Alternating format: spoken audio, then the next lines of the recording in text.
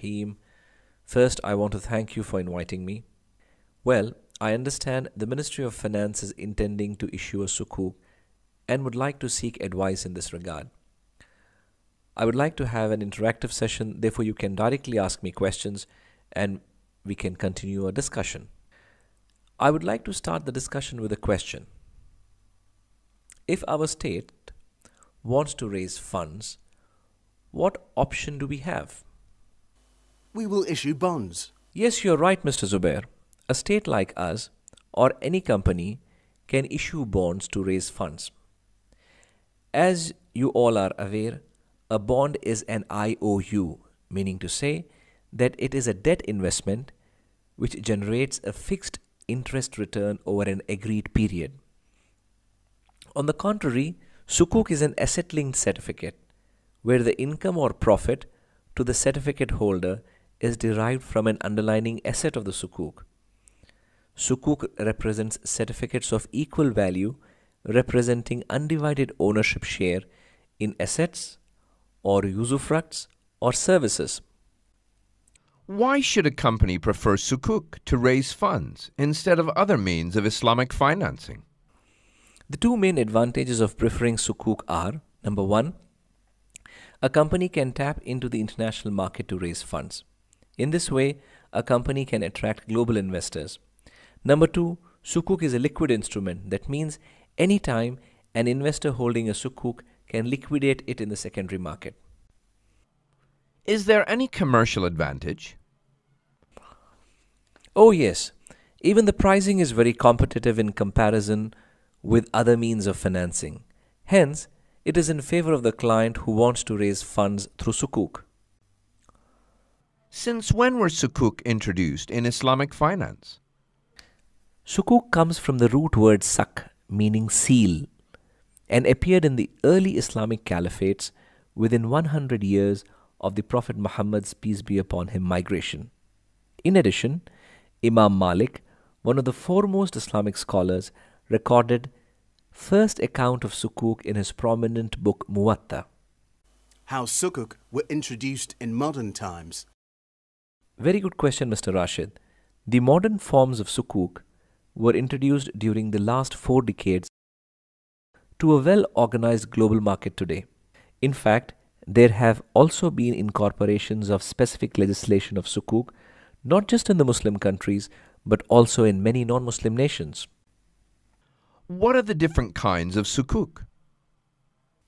Generally, there are 2 kinds of Sukuk. One is the asset-based Sukuk, in which the asset remains under the ownership of the investor throughout the maturity period, and the payoff to the investor is linked to the performance of the asset. The second is the debt-based Sukuk, in which the asset do not remain with the investor and the payoff to the investor is linked to the credit risk of the originator. Can you give some examples for our reference? Yes, sure. Sukuk al-Musharaka, Sukuk al-Mudaraba, Sukuk al-Wakala are some of the asset-based Sukuk, whereas Sukuk al-Murabaha, Sukuk al-Istisna, Sukuk al-Salam are some of the debt-based Sukuk. Now tell me how to issue a Sukuk. A Sukuk is issued by establishing a special purpose vehicle which is known as SPV. It is an entity whose operations are limited to the acquisition and financing of specific assets. It is usually a subsidiary company with an asset liability structure and legal status that makes its obligations secure even if the parent company goes bankrupt.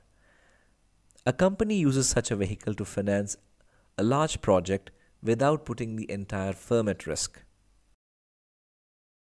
Please explain the nature of Sukuk assets.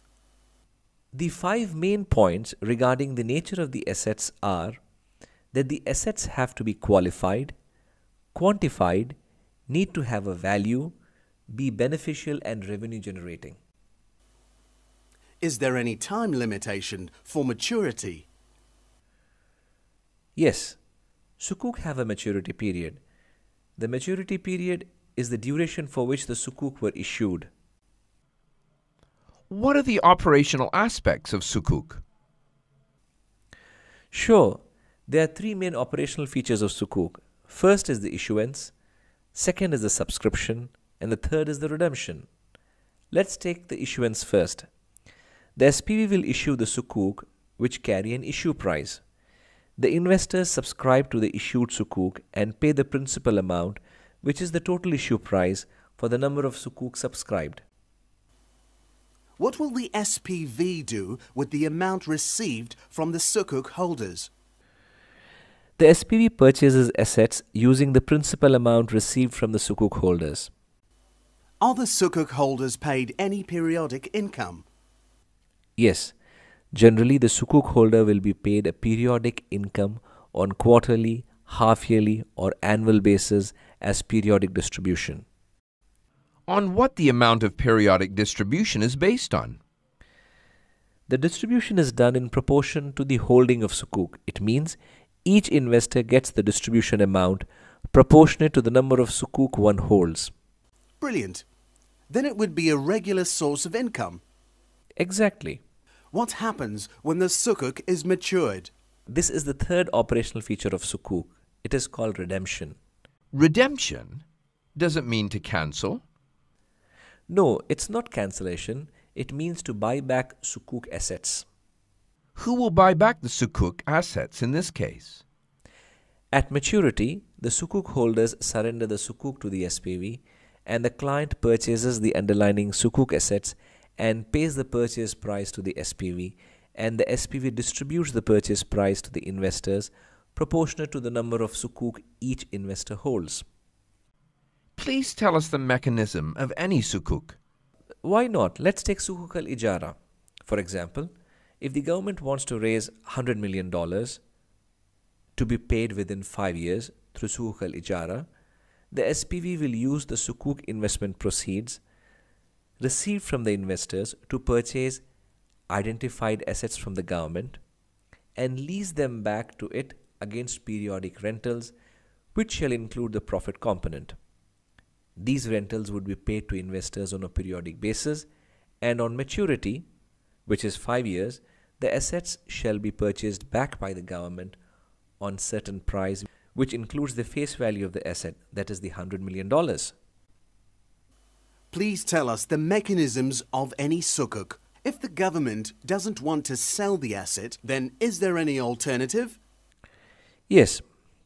Even for this, there is an alternative. The funds collected from the Sukuk holders can be invested in government's agreed business plan under the structure of Mudaraba, where the government acts as manager, or Wakala, where the government can act as an agent, and the investors are paid periodic return generated from the business, and on the maturity, the Sukuk assets of the business are purchased by the government. What about trading? Trading of Sukuk is allowed only after the closing of subscription. Sukuk are traded in the secondary market as per their market value. It is necessary that there has to be at least 1/3 of the Sukuk assets in tangible form for tradability to be Sharia compliant. That is the reason the debt-based Sukuk are not allowed to be traded, as there is no tangible Sukuk asset existing. If there is a shortfall in the periodic return, then how is it treated?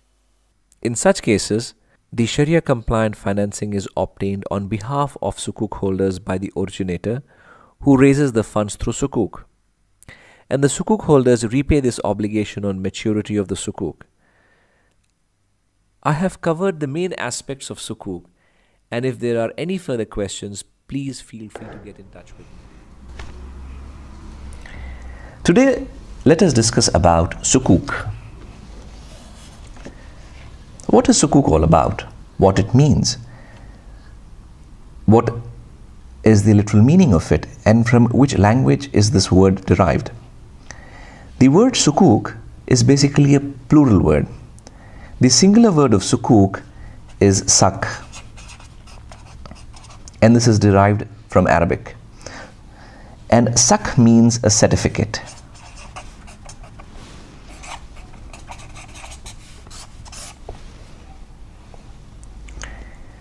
Now let us try to understand that Sukuk is not a recent phenomena in the Islamic world.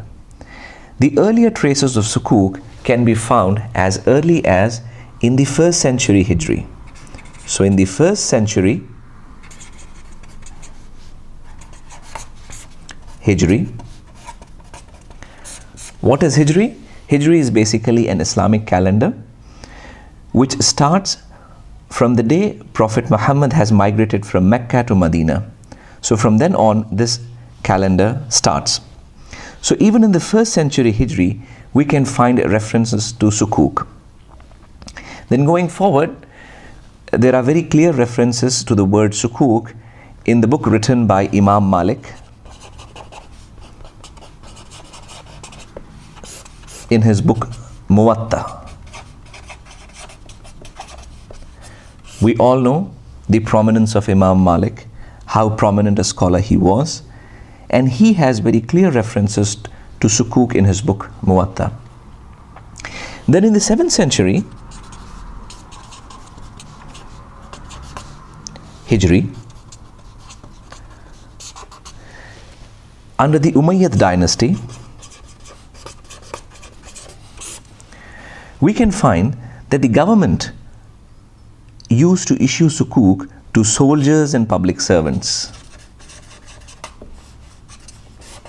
To soldiers and public servants. And this Sukuk were called as Sukuk al-Badal. Sukuk al-Badal. Basically, these were commodity coupons. So what we are saying is that the Sukuk, when it was issued to soldiers and public servants, these soldiers and public servants who had been given the Sukuk al-Badal had the opportunity either to redeem on maturity date against a fixed amount of food commodity or sell to others before the maturity date. So what we can understand from the historical background of Sukuk is that Sukuk is not a recent phenomenon. It is as old as Islam itself. So to conclude, what we can understand is that the Sukuk is not a recent phenomenon. The historical evidence of Sukuk can be found in the Islamic history as early as in the 1st century. Then we can find it in the book written by the prominent scholar Imam Malik. In the 7th century Hijri, the Umayyad dynasty were in fact actually issuing Sukuk to their soldiers and public servants. So Sukuk is a very recognized concept in Islamic history. Now let us continue our discussion on Sukuk. Now it is important to understand that of course we have discussed the historical references to Sukuk. But in the modern revival or in the modern resurgence of Sukuk, there are certain institutions which have played a very important role. And the first amongst them is Islamic Fiqh Academy.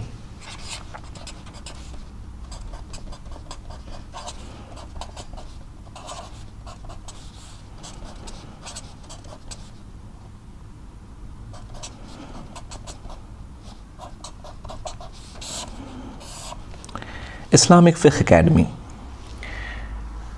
Basically, this is an organization which comprises of prominent scholars from across different countries who discuss issues related to Islamic law and pass resolutions.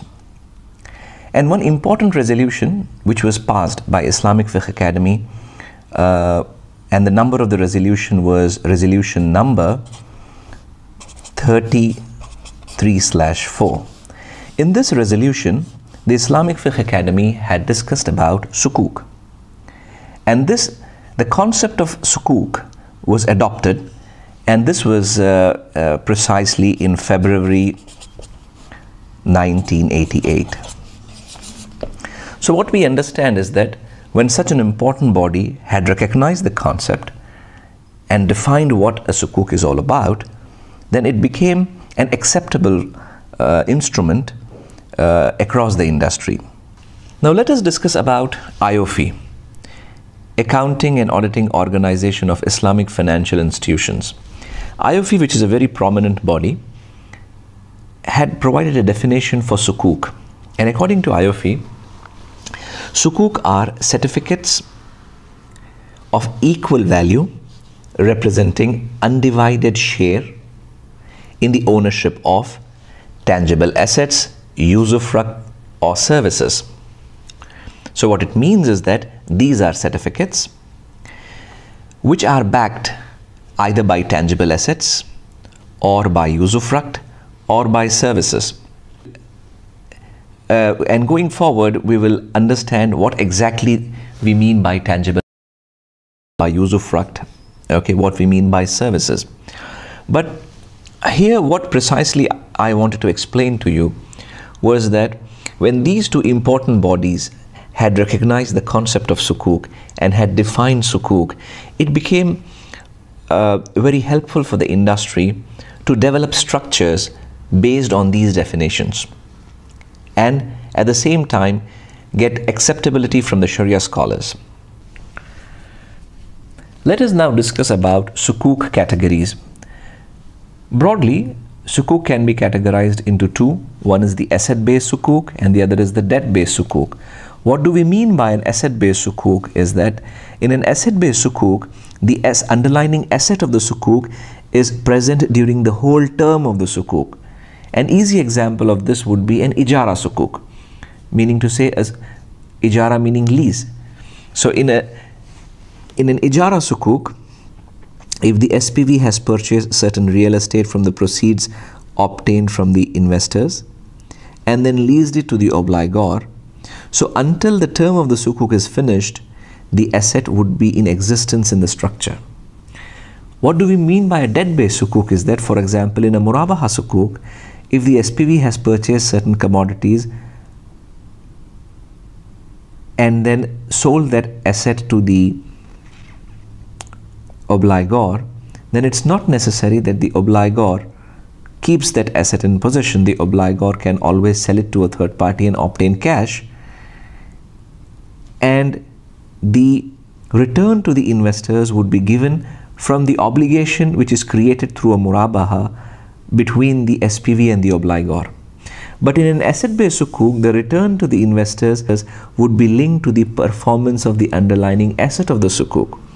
So this is the main difference between an asset-based sukuk and a debt-based sukuk. So what are the examples of an asset-based sukuk are? For example, the ijara sukuk, the mudaraba sukuk,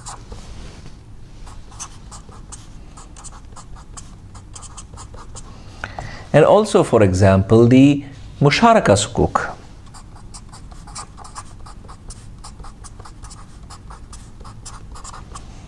Okay, now here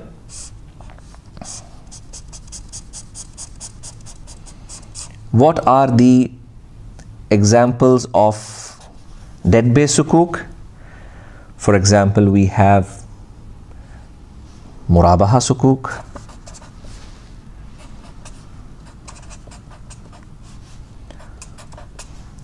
we have salam sukuk, we have istisna sukuk. In this session, let us discuss about sukuk structures.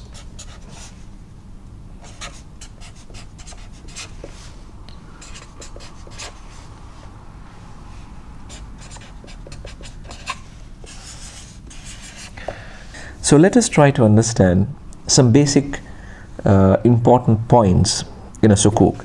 So for example, let us consider this. Now, this could be a company,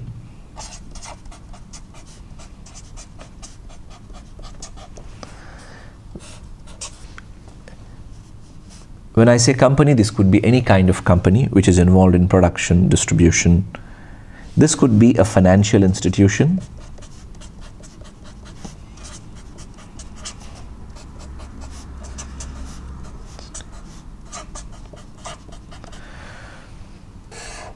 And this could be, for example, a sovereign.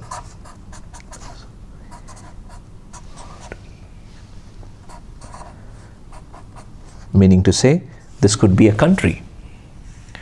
And we understand that each one of them have their own financial needs. A country would require funds for many different activities. A company would require funds a financial institution would require funds. So in a Sukuk structure, generally these are the main obligors or the clients who would require funding. The best option for them to do is to issue a Sukuk. For example, if a company wants to raise liquidity globally and have a very competitive pricing, they may look at going and issuing a Sukuk. For example, if there is a financial institution which is majorly an Islamic financial institution and would like to raise funds from the market, an easy and more acceptable and more commercially viable source would be to issue a Sukuk. So we have to understand that the first important aspect, or the most important stakeholder in a Sukuk is the obligor or the customer who would want to raise funds for its own financial needs. Having said this, the next step is how this sovereign or a company or a financial institution can raise a fund through a Sukuk, and what are the main questions which they have to address before thinking of issuing a Sukuk. The first main important point is that we need to think is that what is the asset? So as we were discussing,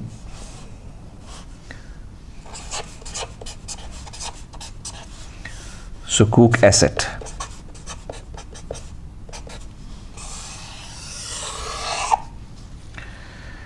We understand that in every Sukuk there has to be an asset.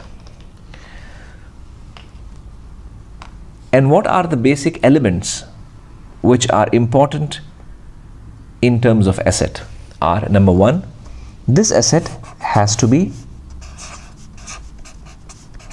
qualified.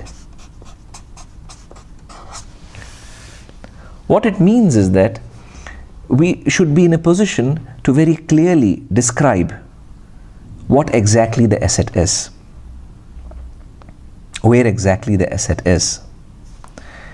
It has to be quantified.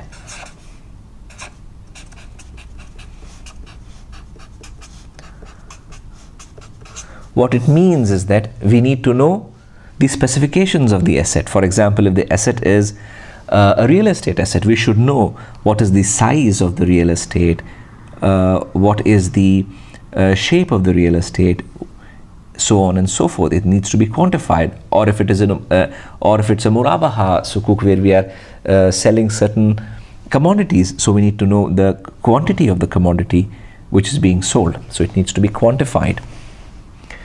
The other is, this asset needs to have a value.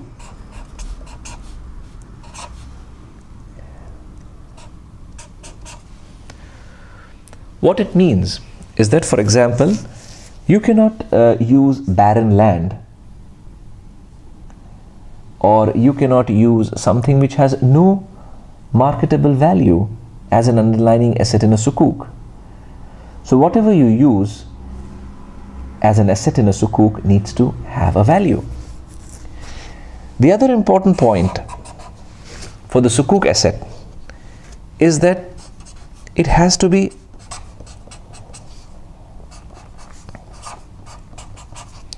revenue generating.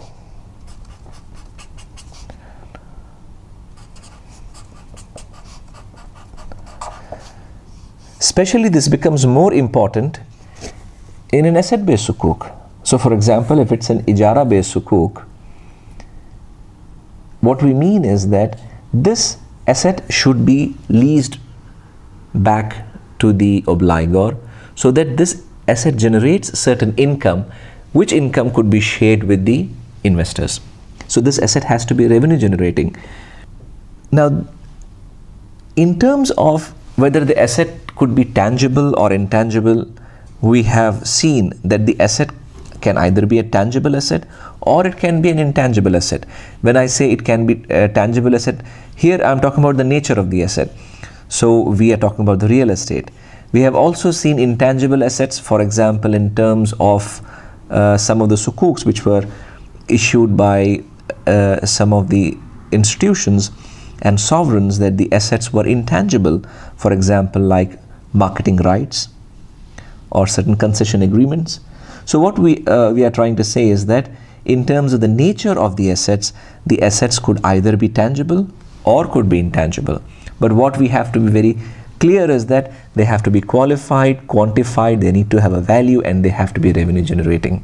So if the asset qualifies these things, then it could be used as an underlying asset in a sukuk transaction. Otherwise, it cannot be used as an underlying asset in a sukuk transaction. So for example, you cannot use a barren piece of land as an underlying asset in a sukuk. For example, if you are not able to qualify what exactly that asset is, then you cannot use that in a sukuk to structure a sukuk, or you are not able to quantify it. Even then, then you will not be able to use that in a sukuk as a sukuk asset. Let us here discuss about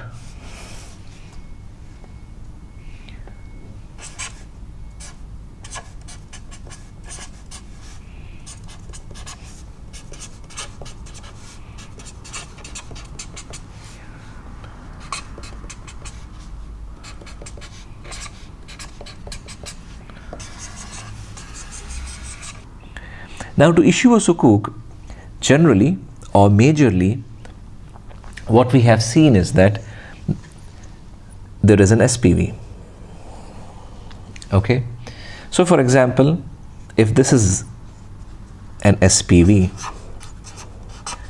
SPV stands for Special Purpose Vehicle.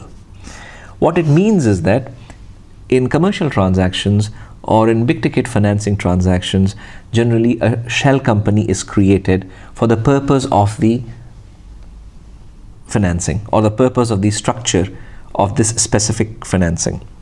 So to take an example, so if there is a company, and if this company wants to issue a sukuk, then this company cannot directly go and raise funds, but this company has to raise funds through a structure in the form of a company, which will be a special purpose vehicle. What are the advantages? The main advantages for forming a special purpose vehicle is that in a special purpose vehicle, there are no taxation issues, because generally the special purpose vehicles are set up in tax-free zones. That is the one main advantage. The other main advantage of forming an SPV is the company which wants to issue a sukuk. If this company goes bankrupt, then that bankruptcy will not affect the transaction. The transaction, because the financing has been raised through an SPV, and hence this SPV is bankruptcy remote. So that is the other main advantage, meaning to say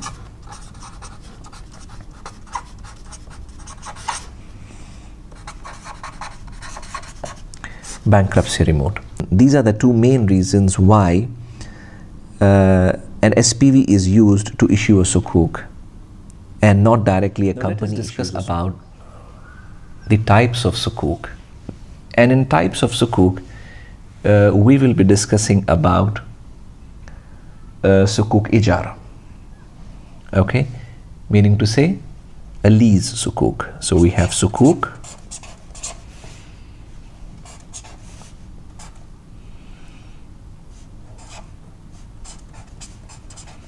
ijara,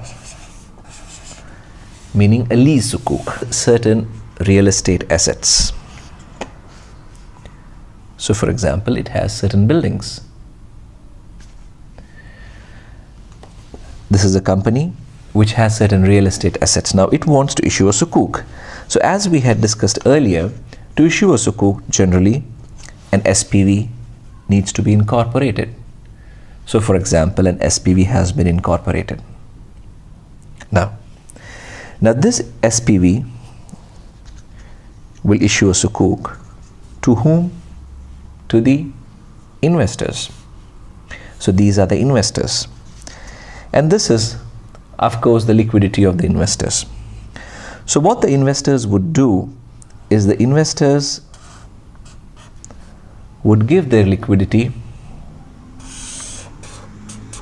to the SPV. In return of the liquidity which the SPV would receive, the SPV would issue Sukuk to the investors. Now the SPV, from the collected proceeds, would enter into a sale and purchase agreement with the company. So what the SPV will purchase from the company? The SPV will purchase these real estate assets. So as we had earlier discussed, these are assets which have a value, which can be quantified. And now, after purchasing these assets, so what the SPV will do, as we said, the SPV will purchase. So sale and purchase agreement will be entered between the SPV and the company, and these assets would be transferred to the SPV. So now the SPV will basically declare a trust over the Sukuk assets, and the SPV will be acting as a trustee for on behalf of the investors. So just to recap until here, the SPV receives the proceeds. From the proceeds, the SPV purchases the real estate assets from the company and then issues the Sukuk, and it declares a trust over the underlying assets of the Sukuk. The SPV is now a trustee for on behalf of the investors. Now the second step is that after purchasing the assets from the company, now the assets have to generate revenue. Now how will the assets generate revenue? The assets can generate revenue when these assets are leased back to the company. So what will happen is that these assets will be leased back to the company. So there will be a lease agreement which would be entered between the SPV and the company, wherein the SPV will lease the assets to the company. About Sukuk al-Mudaraba.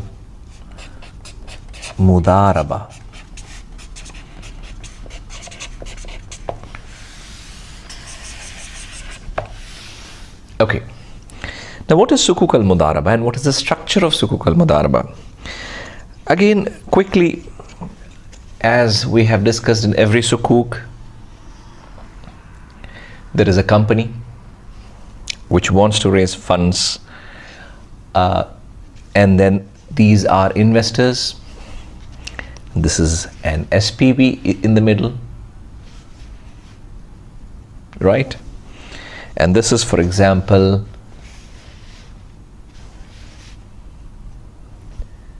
the project, and this is the capital. Okay, so let us start how the process would flow. That the investors would subscribe to the Sukuk and pay the capital or the funds to the SPV.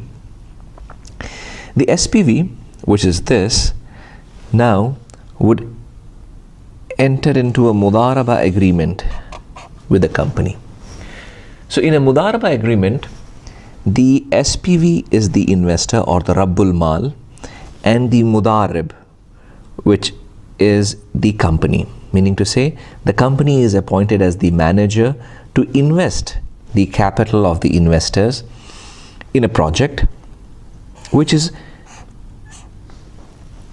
in the form of a restricted project, meaning to say that it is agreed in the Mudaraba agreement what would be the investment plan, in which area of business will the Mudarib invest, and what is the expected profit from the project which the Mudarib would be undertaking by using the proceeds of the investors. So a detailed plan would be agreed in the Mudaraba agreement between the SPV and the company in case of how the liquidity or how the funds would be invested for a return.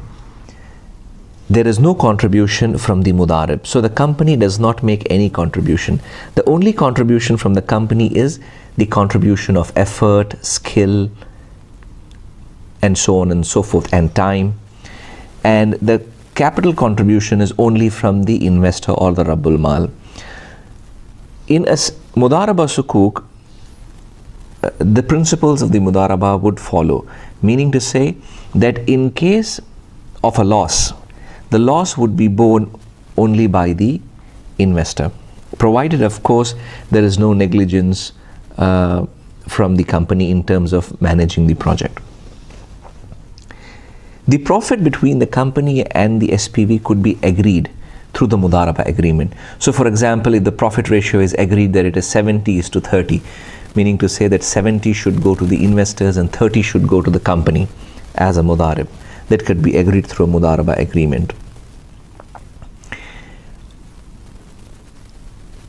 Generally, the main issue in a Mudaraba agreement which comes in a Sukuk is that at the end of the Sukuk, at the maturity of the Sukuk, a Mudarib is not permitted to provide an undertaking which agrees upon purchasing of the underlying Sukuk assets at a pre-agreed value. And that is the main problem why Mudaraba is not generally being used, because it is difficult from a Sharia perspective for a Mudarib to give such an undertaking, saying that, for example, after 5 years I would purchase the underlying assets of the Mudaraba Sukuk at this value, and this value meaning the face value of the Sukuk. So that is the reason why generally a Mudaraba Sukuk becomes in a way difficult in terms of having a very strict liability on the company to purchase the assets at a pre-agreed value. There is also another important thing in a Mudaraba Sukuk, and that is because in a Mudaraba Sukuk, for it to be tradable, or for that matter any Sukuk for it to be tradable, we have discussed that there has to be 1/3 of the assets of the Mudaraba or a Sukuk in a tangible form. So for example, if they are investing in a business and they are holding 90% of the proceeds as cash and only 10% of the cash is invested in certain business, then in such a case the tradability of Sukuk will be affected, because the Sukuk should have tangible assets behind it. It cannot have just cash. So why? Because we know that when a Sukuk has only cash and it is being traded, then whatever there is premium or discount, that will be considered as interest or riba. So it is important to know that in a Sukuk al-Mudaraba or in a Sukuk al-Musharaka, that there has to be at least 1/3 of the assets in the form of tangible assets in the Sukuk structure. So that is one another important point which needs to be agreed in the Mudaraba agreement between the SPV and the company.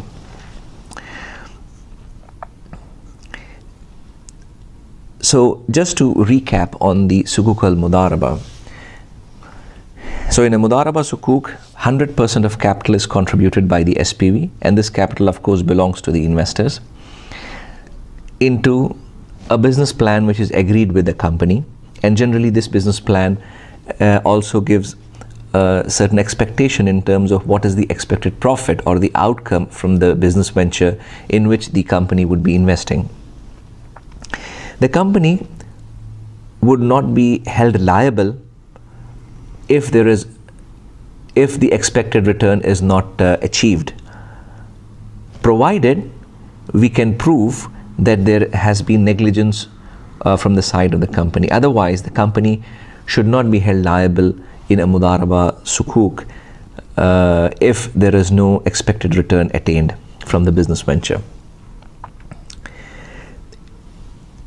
In terms of the closeout, generally what happens is that as in the other agreements, even in the mudaraba sukuk, we have seen that there is a sale undertaking given by the SPV, and then there is a purchase undertaking given by the company. So the purchase undertaking is triggered in case of maturity and default, and the sale undertaking is triggered in case of a tax event and a prepayment event. Generally, we have also seen recently that in case, for example, in mudaraba sukuk structures, on a periodic basis, when the profit is given to the sukuk holders, there has to be a constructive liquidation of the mudaraba. What we mean by a constructive liquidation is that what we do is that after, for example, if the periodic payment term is after every 6 months, so after every 6 months there is a calculation of how much profit has been generated through the mudaraba, and after calculating that profit, so it means there is a constructive liquidation process which takes place in terms of calculating the profit generated through the investment, and that profit is being distributed through the SPV to the investors. At maturity, or in case of default, there is actual liquidation of the assets. When we mean actual liquidation of the asset, what we mean is that the underlying assets are generally in a sukuk structure purchased back. So meaning to say they are coming out of the sukuk structure. So there's a complete liquidation of the mudaraba, and then the proceeds are passed back to the sukuk holders.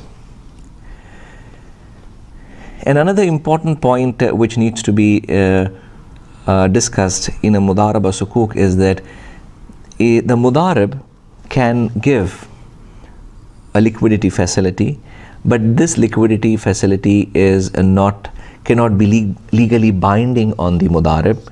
So it is generally the language which is used is that the mudarib may give a liquidity facility in case if during the periodic distribution time the expected return is not generated.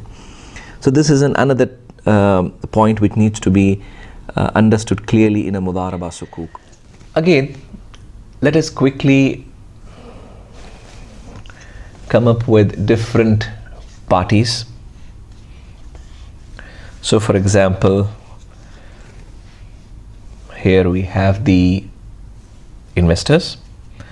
This is of course the cash of the investors, and this cash is going to the SPV.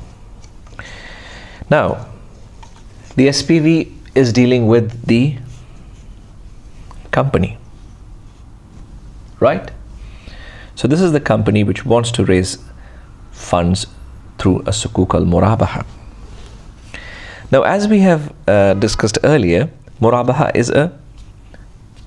is a trust sale, wherein the seller would clearly tell the purchaser the amount of profit which the seller is making on the transaction. And currently, by practice, generally or mostly we have seen that murabaha is done through a deferred sale concept, wherein the payment is generally deferred.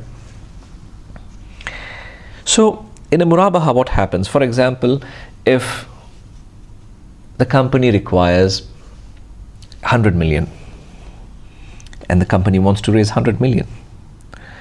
So what happens is that, for example, 100 million are coming from the investors. The 100 million reaches the SPV. The SPV uses this 100 million, for example, to purchase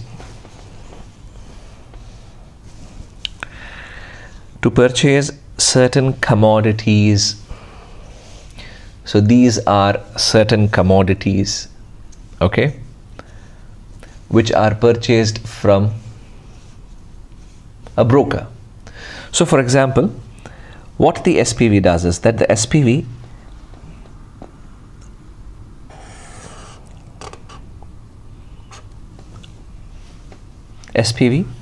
purchases certain Sharia compliant commodities from the broker. So for example, if the SPV purchases 100 million worth of Sharia compliant commodities, and then the SPV will sell these commodities to the company, right? So for example, if the SPV has purchased 100 million worth of certain identified qualified Sharia compliant commodities from a broker, and then so if they have purchased 100 million worth of commodities, and then they have sold that 100 million worth of commodities at $105 million, for example. So $5 million is the profit which will be shared with the investors. And the company has to pay back 105 over a period of time, for example, 5 years. But as the company does not require the commodities, what the company would do is that the company would sell, right, these commodities to another broker in the market. So what we have understood is that number one, the proceeds from the investors reach the SPV. The SPV purchases certain Sharia compliant commodities from a broker or from the market, and these Sharia compliant commodities are then sold to the company, okay, for $105 to be paid in 5 years, and the company is now obligated to pay $105 to the SPV. So the profit for the investors is the extra $5 million in the transaction, and then the company, because it doesn't require the commodities but it requires cash, so the company sells the commodities in the market again to a different broker, not the same broker but a different broker, and then the company gets the liquidity. Now this is in brief a murabaha sukuk. Now of course this asset can vary. This asset could be, for example, in some jurisdictions metals are used, in some jurisdiction palm oil is used, in some jurisdictions, for example, construction material is used. So that is irrespective of region, irrespective of market, irrespective of customs, irrespective of usage. But the principle here is that this should be a Sharia compliant commodity which could be qualified, quantified, and has a value, and which should be able to be which should have the ability to get transferred, right? But one important feature which we have to keep in mind, according to IOFI, Accounting and Auditing Organization of Islamic Financial Institutions, which is a very important body, according to IOFI, a murabaha sukuk is non-tradable. What it means is that now you see the sukuk which is given to the, for example, if this is a sukuk, okay, which is issued to the investors. Now this sukuk, what is the underlying asset in this sukuk is that the underlining in this sukuk is the obligation of the company to pay to the SPV, because there is no asset, right? Because what we have discussed is that this asset will be purchased by the SPV and this asset will be sold to the company, and generally this company will again on sell this asset. So there is no asset in the transaction now. So the underlining of the sukuk is nothing but an obligation. So the underlining is a receivable, the obligation of the company to pay back the debt, which is 105 to the SPV. So if the underlining is a debt or a receivable, then this debt or a receivable, according to Sharia, can only be transferred on par.